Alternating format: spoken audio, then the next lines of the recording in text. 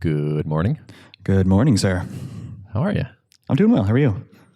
I'm doing well. We were just commiserating about being fairly wrecked from a strength workout this morning. Yeah. I just literally got back into my office, and every single muscle in my body is currently kind of twitching slightly. It's rough being in such incredible shape. Yeah, right.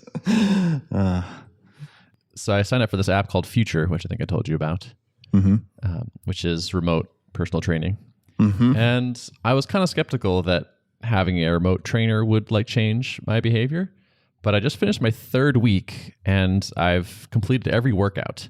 And I don't think I've ever stuck to a workout plan for 3 weeks. Nice. But, yeah. My self-discipline and patience and whatnot is usually too limited to stick with a thing, even when it's going well. It's been enough to keep me on the wagon.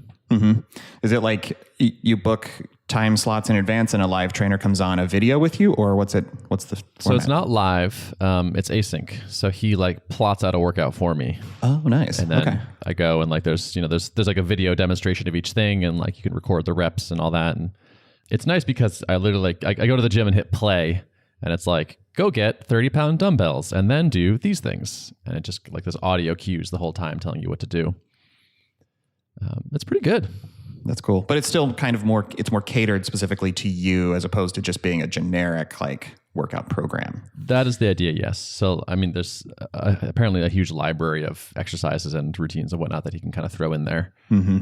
We had an initial kickoff call, which is what are you trying to do? What do you want from this? And so ostensibly the plan is tailored for that. That's cool. Yeah. Well, good. Yeah. So that's kind of cool. And I am finding myself doing things that I normally wouldn't do. Normally I work out in the evenings, but I don't really have time today. And so I got up and did a workout this morning before this. It's that's when I have to get it in.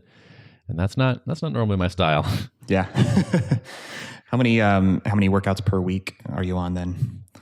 So it's strength training 3 times per week, Monday, Wednesday, Friday. And then these 10-minute kind of mobility and just sort of slight conditioning things on Tuesdays and Thursdays. Got it. Yeah. I told him up front, I was I want to get in and out really fast. A key for me sticking to this is the workouts have to be really quick. So even the strength workouts are just 30 minutes with almost no rest periods, just moving between things, constantly going. Yep. That's kind of same thing that drew me to the gym that I'm at, where they're twice a week, 30 minutes. And I actually do a group workout with my wife. So it's 45 minutes just to account for a little bit of extra time, since the trainer's splitting his time between the two of us. But otherwise it's we generally breeze through within 35 minutes or so. So it's high impact, but extremely efficient. Yeah, I like that. I think that feels good to me. I don't really want to be in there for longer. I'm sort of counting the minutes the whole time. I just want to get this thing done. Just have it done. But yeah, it's it's just enough of him being hey, all right, we got this thing today. Make sure to do this and let me know how it goes. And just enough accountability where it's yeah, I'm going to do the thing, even though I don't really feel like it. Speaking of body stuff, I'm back to primarily operating on a standing desk, which I haven't been for a little while. For the past year, I haven't really had one because we moved into a smaller apartment and I didn't have a dedicated office. So I would just kind of work at the dining room table or just kind of move around the space a little bit. And we just moved down the hall. So we have a 2-bedroom apartment now where I can dedicate one room to being an office. And I'm back on the standing desk game, which feels good. It's definitely been an adjustment trying to get back into it. There are times where I'm just sore in different places. And I think that's just my body adapting as it needs to not sitting all the time. So I'm kind of looking to get over that hump, but it's been nice. Actually, we have these nice anti-fatigue mats that I've had in the kitchen for a long time. And I had basically an extra one. So I've been standing on that, and that's made a huge difference compared to the last time that I kind of was doing a lot of standing desk stuff. Nice. So, yeah. That's good. I like mixing it between the seated and standing during the day. At work, I'm sort of bouncing between those kind of constantly, and that's felt good to me. And at home, my desk, I don't actually have a chair in this office, so I just stand the whole time. Yeah, I like that. Seems like a good default mode. I think I will end up sitting some of the time during the day, but honestly, if I can default to standing instead of default to sitting, that feels like an upgrade in the process. Totally, yeah. I also just ordered a stool chair, a tall chair.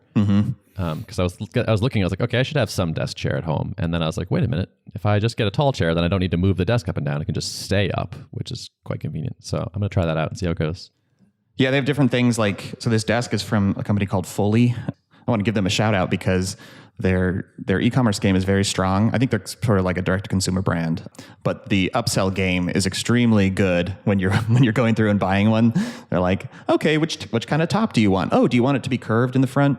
Okay, do you want power in your desk so that you can plug things in right in the top? Oh, do you need a monitor stand? Like they so many upsells that are like dialed in perfectly. I was jealous as as someone who sells things on the internet of that process that they have.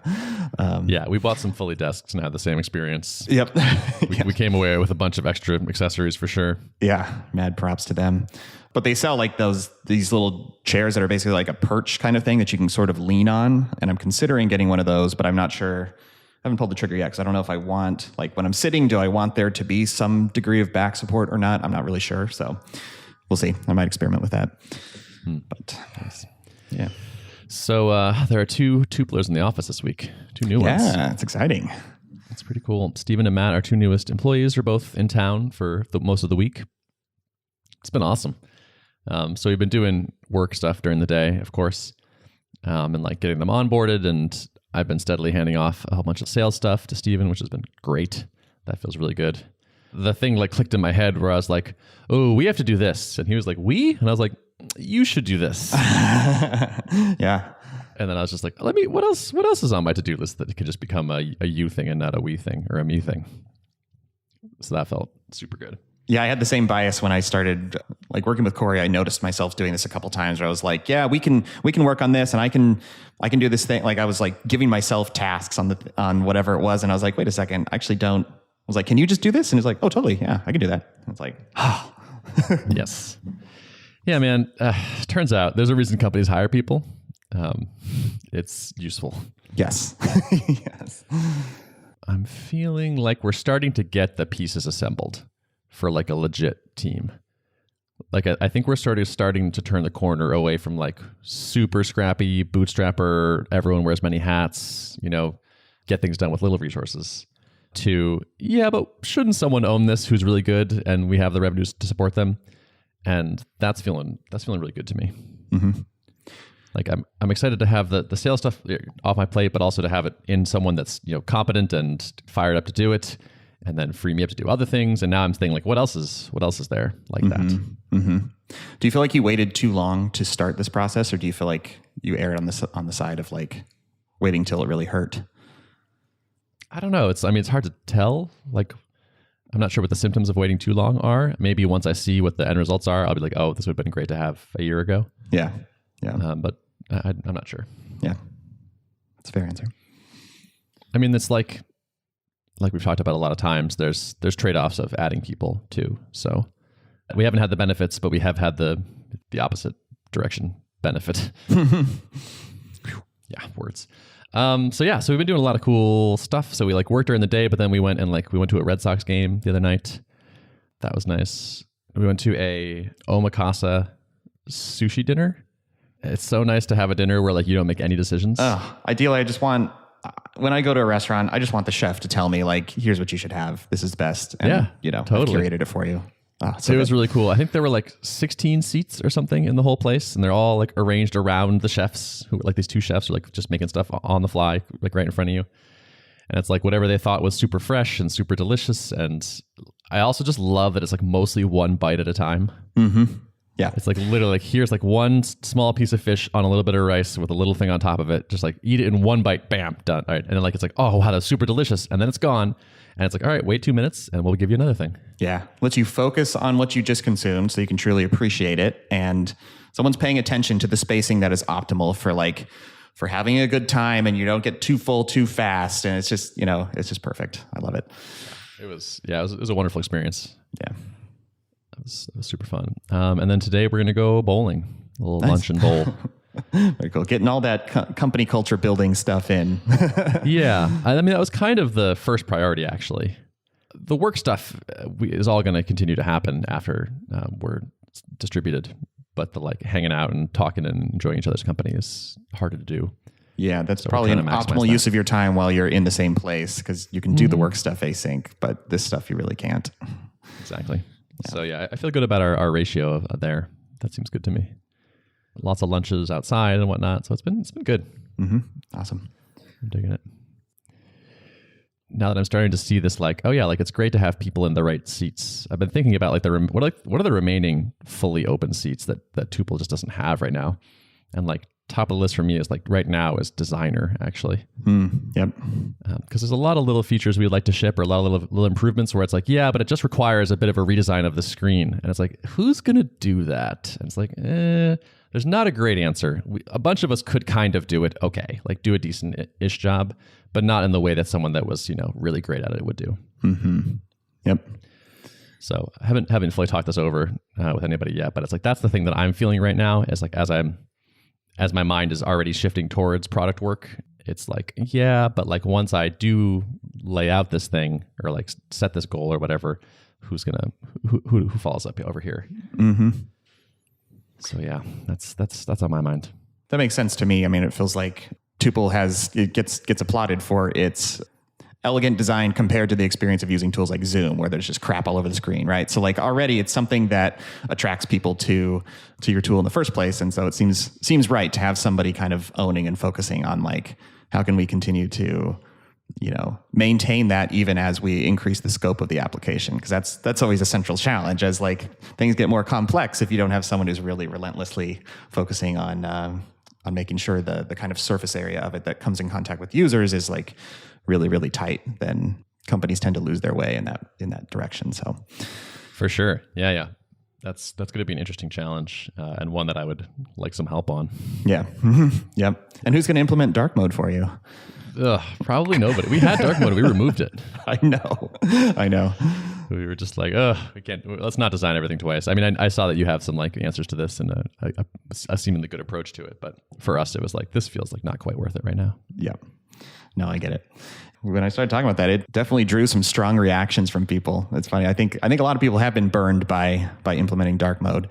So we'll see if I live to regret it or not. But I think I'm curious. I'm very curious to hear how you feel about it in a few months from now. Yeah, I will report back for sure. Yeah. Must be nice to be able to just do the design yourself, though. That's pretty cool. It does feel like a superpower that I just don't have to worry about adding another piece to that, like a handoff piece, when building features and stuff, which is kind of I'm trying to leverage to the extreme right now as much as I can. went to do something in SavvyCal. I was like, oh, like what availability do I have set for this particular link? And then I was like, it showed me the list of possible availabilities. And I was like, oh, like what did I set this one to? And there was like just like a handy little like edit or view more or details or whatever. There's some sort of go look at the availability detail page link that was right where I wanted it. I was like, of course it's right there. Good job, Peter. Oh, that's good. That's good to hear. Yeah. Also, we have a pretty banging release in the pipeline right now. I asked Mikey to look into reducing our CPU usage. This is already something that people like about the app, but why not have them like it more? And some folks have reported in certain scenarios when like that like CPU usage was like surprisingly high to them. So I was like, let's take a look at this and figure out what's going on. And Mikey kind of just went beast mode and like kind of rewrote our screen encoding pipeline, like capturing and encoding pipeline, like replaced big swaths of it. And it turns out that like that version had just been written, a long time ago before we knew as much as we knew today. So the fresh version did actually reduce CPU usage by a pretty good amount and also was just faster anyway. And so it reduced latency at the same time. There was just a bunch of work that we were doing that we didn't have to do and like copies we avoided and things like that. And so it's like the new version actually kind of feels noticeably faster latency wise and uses less CPU. So nice. Moat digging, man. I love it. Yeah, it was like, I'm super excited to release this. It's over in QA right now. Hopefully no big blockers happen and we'll get it out early next week. But this is exactly the kind of thing I love putting out that in the world. It's like, this is going to be very popular. This will resonate with our customers. Is this kind of thing like risky? It sounds risky to like rewrite a major part of screen encoding. Like that is a very core central part. But like, how do you assess like the risk of a big change like this? I don't know. I don't really assess it. We do, a fair amount of testing internally. We have a QA, outsourced QA provider that bangs on it quite a bit. And inevitably with these like major surgeries, we do a point release, a few days after the initial release because like some stuff just comes up. So I imagine there'll be some things like, oh, if somebody has this particular setup with this GPU over than this thing, there'll be some surprises, I think. But it's kind of just the cost of forward progress, it feels like to me. It's important that we not like break tuple for people, but I also don't want to, constrain innovation too much and say like every release has to be perfect. We have to work out all the bugs every time because that would be a bit stifling. So it's about finding the happy medium. Like we're not Stripe, we're not charging credit cards and moving money around. So it's the correctness requirements are not as high as it could be in some companies. It is a tool that people use for work. So when it breaks and it's just like that's disruptive in a pretty unfortunate way. So I wouldn't say it's the same as like a CRUD app, but somewhere in that spectrum. Yeah, that makes sense. I mean, it seems like you could. Like a company that doesn't have a good handle on how important their reliability is could end up just getting mired in like, we're making this big change and now we have to test it in 1,000 different permutations of operating systems to make sure it doesn't break, and like could potentially slow you down a bunch. So, but I think that's the right approach to like say like, well, we're going to make our best effort, and then something goes wrong, we'll fix it, but not let that slow you down too much. Over the long term, we do want to get like a beta channel going. Or like this is a thing I would like us to do because the point releases are unfortunate. You don't want to like ship a release and then immediately have to fix a number of bugs. Ideally, we would like at least get 100 people using it or something to flesh out the 80-20 of no one had this particular setup, but one of 5 of our 100 users did, and prevent that from going to everybody. That would be nice. I think that's sort of a future, not a huge lift to do, hopefully.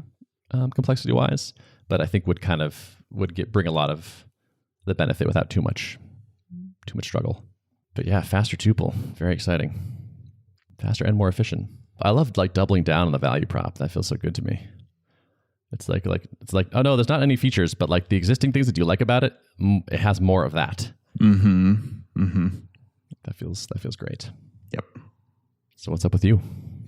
So it was a launch week, pushing the marketing engine towards a product hunt launch for our iCloud integration. So that's been that was on the list of things to do. Actually, we planned to do this for the Outlook integration when we launched that, but I just sort of dragged my feet on doing my side of the tasks on that launch, and then before I knew it, it was like months after we shipped it, and I was like, I don't really feel like this one's going to be that impactful. But iCloud, by comparison, was like legitimately like the top requested feature. Like I had 80 people plus on a list that had requested it over time. And I knew there were just tons of people waiting. Like I can't use it until I can hook up this calendar. Like it's a key part of my workflow.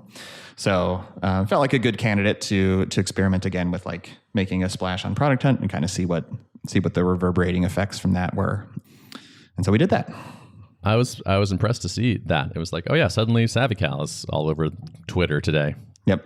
And I was like, we need to hire a marketing person.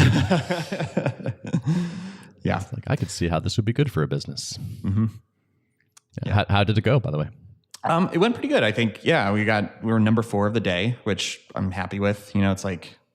It's a feature launch. You never expect it to be like the same level of splash as the like initial launch of a product. So this was very much like my expectations were much lower than I wasn't expecting to get thousands of upvotes and stuff. But it's interesting because the actual traffic from Product Hunt itself is not that much. Like I think we got like 1,000 uniques or something from the website, and not like a ton of immediate signups, but I'm already seeing like through today, like just overall increased kind of registrations and trial signups and things trickling through. So I think it's going to be sort of more of a gradual kind of a big wave of awareness came over a bunch of channels, and when you're featured on this, then like, Product Hunt will tweet, it was cool. They tweeted a specific thing about SavvyCal to their 500,000 person follower account and like took my demo video and like embedded it directly in the tweet as a video. So like that was really cool to see. And I think that's driving just, awareness that will eventually kind of help increase signups over time. So I kind of see this as on the one hand, something that's extremely difficult to measure, like what was the impact of that? But I also look back at, our initial product hunt launch, and there was, hundreds and hundreds of new customers that month. But then from that point forward, just kind of a new basis level of signups and trials coming through. Like it was just a major inflection point. And so it'll be interesting to see, assess over the next month or two and see if did this change the slope slightly of the curve? Because that's kind of what I'm looking for right now. It's on the one hand, it's it would be nice to have one traffic source where I can just pour investment, whether it's money or time or, hiring, freelancers or whatever it would take to invest into a channel. It'd be nice if I knew there was one that was scalable, repeatable, and we could just continue to feed.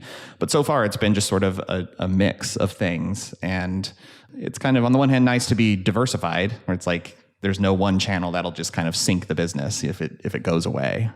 Yeah. So I just see this as kind of it's just one more investment into kind of the, making a little splash and getting it in front of people who maybe haven't seen it before. Seems solid. It's just maybe it's not a huge thing. Maybe it doesn't bend the curve substantially, but it's the putting the reps in, getting the workouts in of doing consistent marketing work to expose more people to the product. Yeah, I think that's what a lot of this game is a lot of no one thing generally is going to oh my gosh, that sent 10,000 customers. It's most things are just slightly incremental things, but in total, they kind of add up to just steady organic growth, which is really what I'm going for. So, yeah. I like how Rob refers to this as blocking and tackling, where it's not super, exotic or glamorous. It's just kind of doing the work each week that slowly, makes the difference, slowly moves things forward. Yep. It was fun. I was a guest on the Upside podcast with Jay Klaus, and we recorded that a month and a half ago. And a lot of times these guest podcasts you're on, they drop a little while later. So I'd kind of forgotten this one was supposed to drop at the end of August, and it released, I think, 2 days ago. And so that was cool. I started to see we have this activity channel in Slack where we just sort of pipe in anytime someone completes onboarding, we ask the question of where did you hear about us? And then that answer just gets populated in there. So we can just sort of I have notifications turned off on this channel, but I just periodically go through and peruse it and kind of get a qualitative sense on read on where people are coming from. And started to see a nice spike in mentions to this podcast. And I was oh, I know we sponsored that one a few months back. And then I realized oh no, this is the guest appearance. And so that was cool. Sort of unexpected, but just one of the little things I invested in. And now it's now it's here and it's driving traffic. Nice. Awesome. Did you get more signups from guesting than you did from sponsoring? For sure. Yeah. Well, it's early to tell because, the episode just dropped, but again, podcast sponsorship is a hard one to gauge too, because you have a coupon code people can use. And I think a lot of people don't end up actually using that. So then we're just kind of relying on people telling us that they heard about us from a podcast ad. So it's tough to say, but I do think in general, the times I've guested this one seem to have a bigger impact than when I knew the ads went live. I didn't really see quite the same spike. So, which makes sense because it's just me talking for 45 minutes to these guys the whole episode. So, yeah. Yep. Not super surprising. Yep. You sponsored some podcasts a while ago. Are you still doing any of that? Are you doing any paid acquisition currently? Our initial investment, I think, is kind of done with all the podcasts that we sponsored. We did end up doing, I think, 3. And yeah, results I would say were tough to measure. It was just one of those little incremental things. We have a list of 10 or 12, I think, that we had put together of potential ones to sponsor. And it's tough to generalize a learning from that. We did 3, and if they didn't drive a ton of referrals, it's that doesn't necessarily mean that the next 3 that we tried wouldn't drive more, because every audience is a little bit different. So it's one of those channels that's difficult to say, we tested with 3 and now we can make have a general opinion about how well podcast ads perform. We might end up doing that, but also we have seen some interesting results from running some Google search ads, actually. So there was sort of a little marketing co-marketing arrangement we had with one of the platforms that we integrate with, and as part of the deal, they had invested like $1,000 into Google Ads, like an experiment a couple of months ago.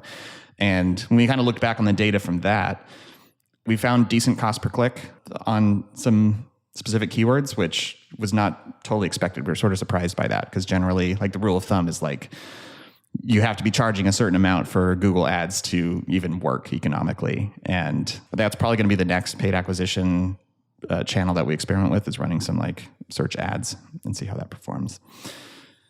Yeah. Sounds cool. Mm-hmm.